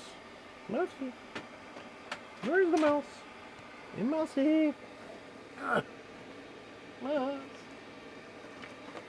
Mouse. Oh, God, where is the mouse? It's not connected to the keyboard. Oh, here's a mouse. Found one. Yeah, look at that. Muzzy. Very dirty mouse. Don't plug the mouse in while the power's on, okay? I just did, I know, I realise that, but don't do it. Don't do what I did. There are risks associated with it, so you don't want to get yourself into strife. So we used PhoneNet, man, that was slow. Yes, indeed. Jeremy, I remember very, very well using PhoneNet. I was actually instrumental, and the company that I worked with at the time, I was instrumental in getting us changed over to Ethernet. We used PhoneNet and had all of our Macs set up to it. We even had our PC connected up to it. So we were able to get a card, whoever made it. I can't remember who made it. Steve will know who made that card. We put a card inside the PC. This is just DOS, by the way. This isn't Windows. This is a machine just running DOS. And we were able to put this card in there, and we could then transfer files across on the PhoneNet network from the PC, because we had one PC in that. And I sell PhoneNet alternative devices. Yes, shout out to Joe for that. That is, I remember right at the beginning of that project, it was just so cool. You created the little things that you could make yourself. It's absolutely fantastic. I must get around to doing that myself one day. Getting a few of my old computers running on PhoneNet. So yeah, anyhow, we were using PhoneNet because we were working with desktop publishing, graphics. And PhoneNet, of course, was just so slow. You just go to send something to the printer and you just sit there and wait for it to go down, take forever. And so I suggested we go into Ethernet, and that was one of the biggest blunders I've ever made, because when we were opting for what technology to use, at the time there were 3 different types of Ethernet available: thick, thin, and 10 base T. And I opted for thin or coaxial Ethernet. Now the reason I went for that is because it was slightly faster.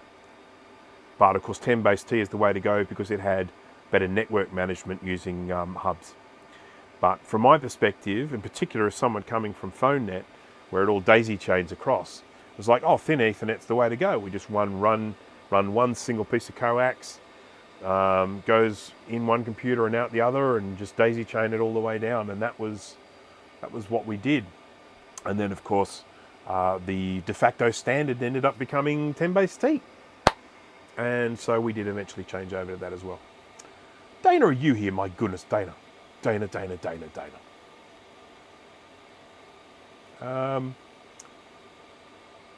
That's something I need to mention. I did mention at the beginning of the show. For those who weren't here at the beginning of the show, I just need to do a quick shout out of our new YouTube show, which features me and Jay and Dana, and it is, where are we? There we go. And the channel is called Startup Disk is Full Tech Chat. If you haven't checked it out, please check it out. I am going to put a link in the description now for everyone to please go and have a look-see. Watch our show. You'll be dazzled at how interesting and insightful it is. A little on the long side, but we're working on that. So yeah, pre-recorded tech chat, us talking about different things tech. Please subscribe to the channel even if you hate it. It would just be good.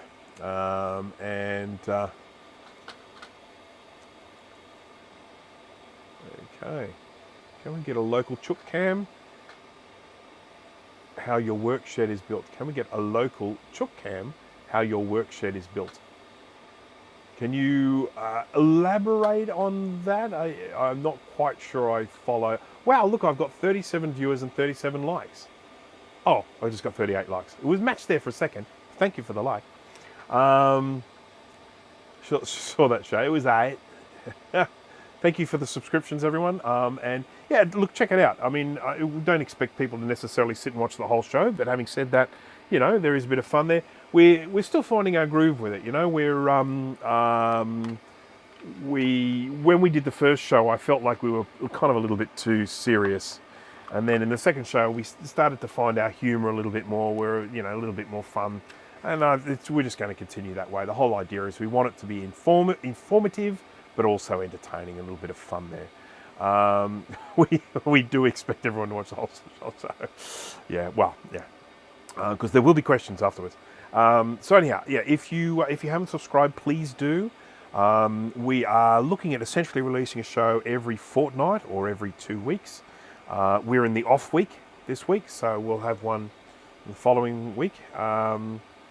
And the thing is, we are actually trying to keep it varied. We're trying to do lots of different tech subjects that people are interested in, and we're also trying to keep it reasonably topical if we can. The last show which we did on security related to some sort of tech scams that have been actually going in the news here in Australia. So, well, not scams, hacks, I should say.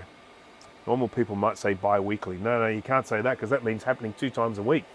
And it doesn't happen 2 times a week, it happens once every 2 weeks. Yes, that's right, our next show is going to have a special guest. So you'll have to watch to find out. And the other really important thing is, when we hit 100 subscribers, we are going to do a live show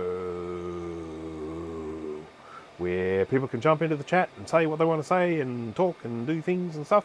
So, yeah, we need the subs.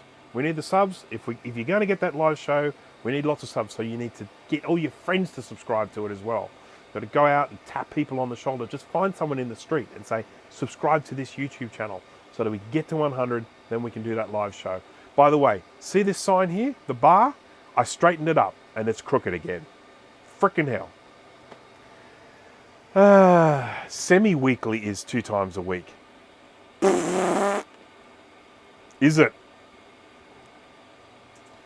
Yeah, fortnight is the word to use because it is specifically designed to mean happens every 2 weeks. 14 nights, fortnight. Right, okay, well, we've recapped this and it worked. It needs to be ultrasonically clean now.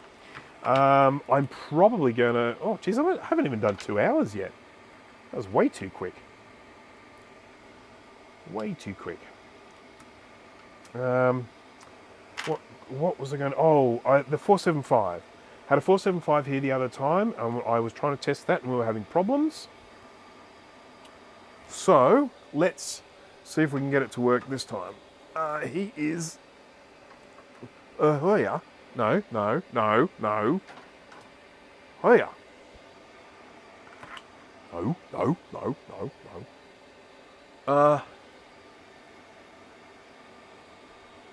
Yeah. So, question to everyone here with broad Macintosh knowledge. Does the LC475 have any onboard VRAM? There's a question for you. It'll certainly separate the men from the boys.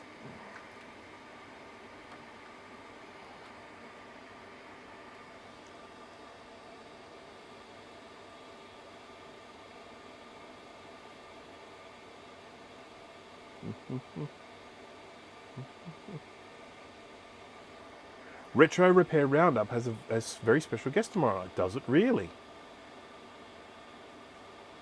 You better come through with that. If it's not a very special guest, I'll be upset. Okay. Yes, it does. Oh, you don't know. Jay's got no idea. All right, so let's just see what happens when I fire up this, what did I call it? 475. Let's get a speaker. Connect the speaker. There we go.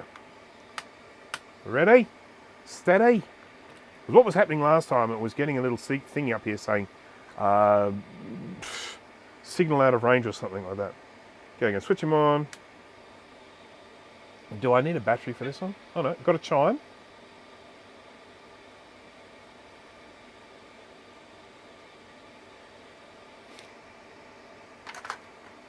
Bum, bum, bum, bum, bum, bum. Bum, bum, bum, bum, bum, bum. Bum, bum, bum, bum, bum, bum. Now, so that does ring a bell. I think you needed a battery in this in order to get a video signal. So we'll pop a battery in here. So I keep batteries lying around that actually have power in them. It's weird, isn't it? Just having a dig at someone here, not mentioning any names.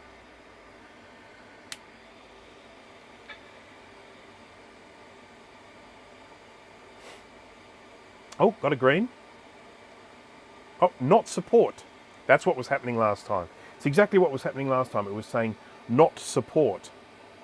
So let's try it with some VRAM in it, just to you know, for that person who said you need VRAM in it. Let's try it. Shall we try it? Yes, let's. Okay, 1 VRAM, 2 VRAM. So there's one thing we can say for certain, is the LC475. Oh, he was right.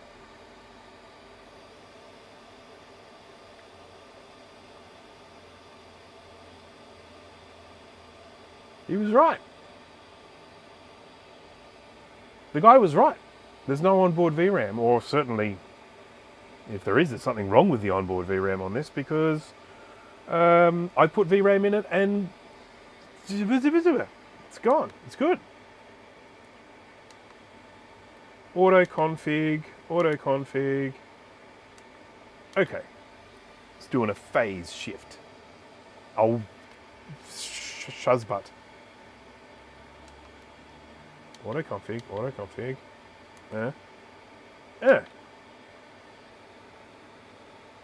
are you doing to me? Why are you doing that to me? Oh, I know what. The battery's going flat. When this just conks out mid doing something, it's because the battery is going flat on this screen. So we won't. What I can do is I can shift the phase so that I don't get these vertical lines. The vertical lines are not actually a fault. Okay, so what? Well, the bird walks. The board works. Because we've got a little floppy icon there. See it? Yeah, right there. Just point to it with my nose, just there. I told you it doesn't have VRAM on board. Of course it is.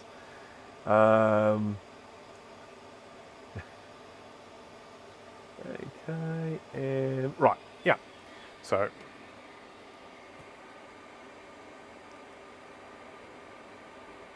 there we go.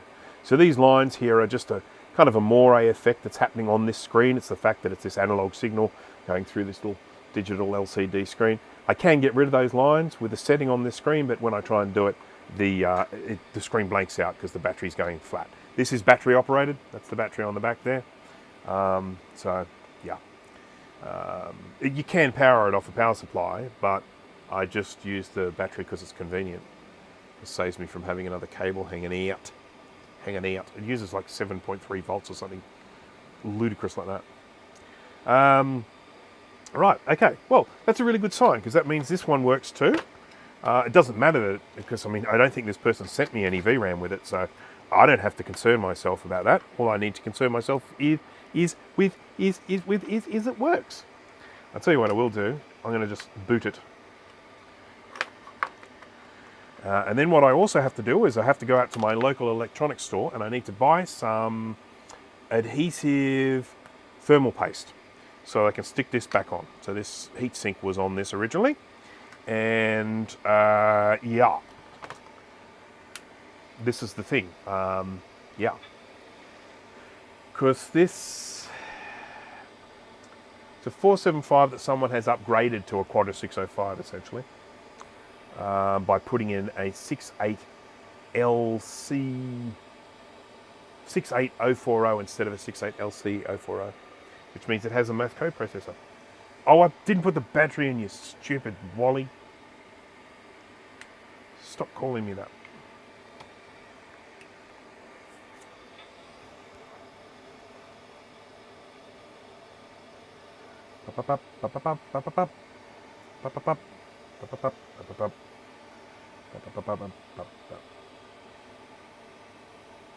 I've got a very big birthday coming up soon. It's one of those ones that ends with a 0. Kind of pretend it doesn't happen. Dave is here. Hello there, Dave. Thank you for joining. Dave, have you subscribed to the new and exciting channel called Startup Disc is Full? That has some of the most interesting people in the world on it.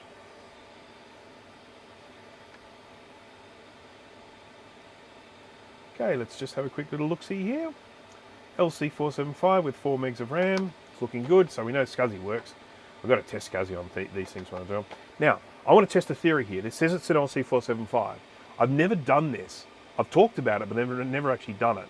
I'm going to get a jumper, as in like a jumper for a header, not as in something to keep you warm.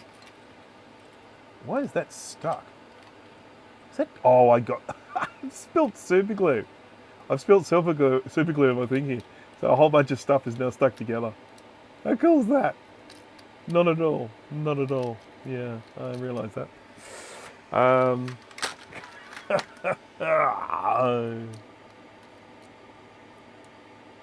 Okay, so I've got a jumper here. That's a really weird one, but it's a jumper nonetheless. Now I'm going to put this on. There's a little right here down where my finger is. Sorry, I'm not giving you the bird there. I'm going to put this here. Now apparently, when you have a jumper on this, the computer will identify itself as a Quadra 605 instead. But I've never actually done it. I want to try it.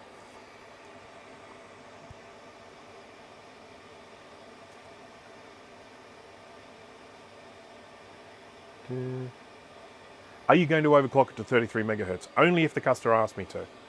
And they may well have asked me to. I need to go back and have a look at the notes. Okay, clock is not set. Right, now we're going to test this little theory, which someone in the chat has already said it definitely does work, so we're going to do it. And there you go. Quadra 605. It said LC475 before, now it says Quadra 605. And it said that because I put a jumper over here. That's cool, isn't it? Isn't that nifty? Yes! Yes, it is. Someone did ask me to overclock their Mac. I just have to go back through my messages and find out who it was. Yeah. It's actually quite easy to do with the LC475. There's just a few resistors. You just need to shuffle them around. Okay, so I'm going to shut this guy down now.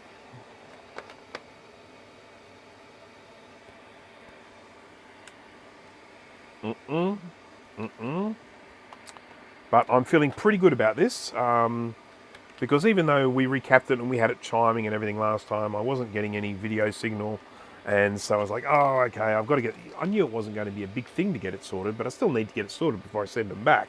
And of course, now I just found out it is just because I didn't have any VRAM connected. Because I was mistaken about these things having VRAM on the board. See, I thought that was the VRAM there, but that's probably the ROM.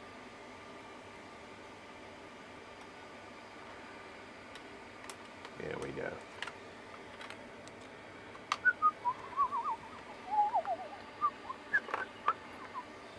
Can you overclock your packing and shipping speed? Oh, shush you. That's enough. That's enough. Shush.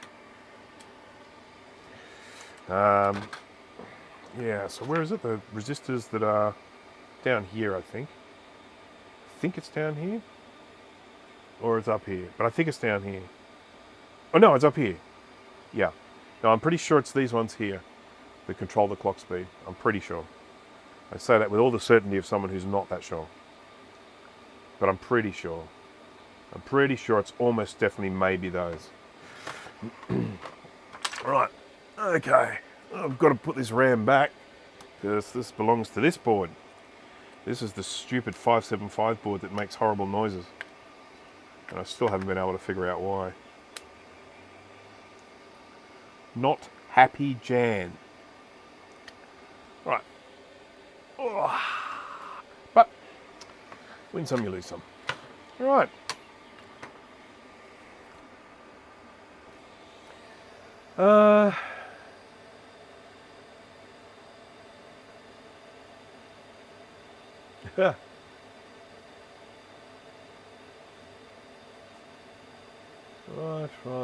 Right. Just checking here.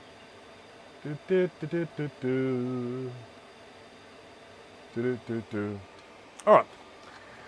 Okay, well, I think I'm going to probably start wrapping things up now. We're just about to tick over the 2-hour mark. 3, 2, 1, 2 hours. So I'm just going to do this. am going to do my normal thing here where I thank everyone for joining. I apologise that I enticed people to this live stream saying it was an LC2 and it turned out to be an LC1. So I'm sorry about that. I'm not sure if I'll ever live that down, even though I have done it before when I did a live stream and said I was going to be working on an LC475 and it was a 575 or vice versa, one of the two. I need to just very quickly, just bear with me a second here. I want to...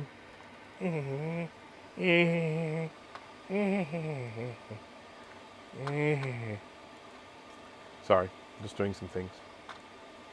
It won't take me long, promise. Things. You know things. Oh, you stupid muppet. Son of a gun. Criminy. Gadzooks.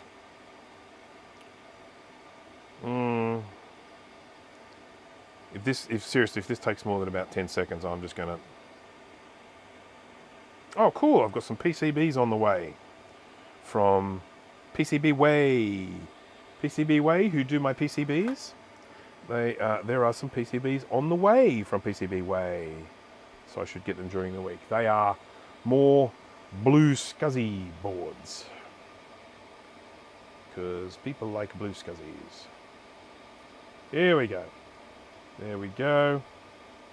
If this was you, click the link below. Continue. Alright. Alright, well now what? Okay, I've done it.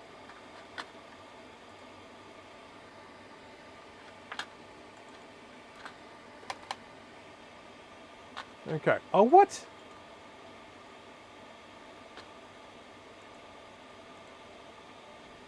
This is the dumbest thing. Oh no, I got it. It worked. It worked.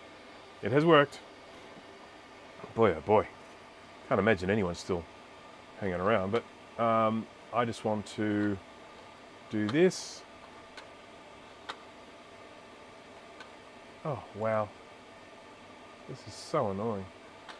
There we go. All right, okay. Phew, boy, that's professionalism at its finest. I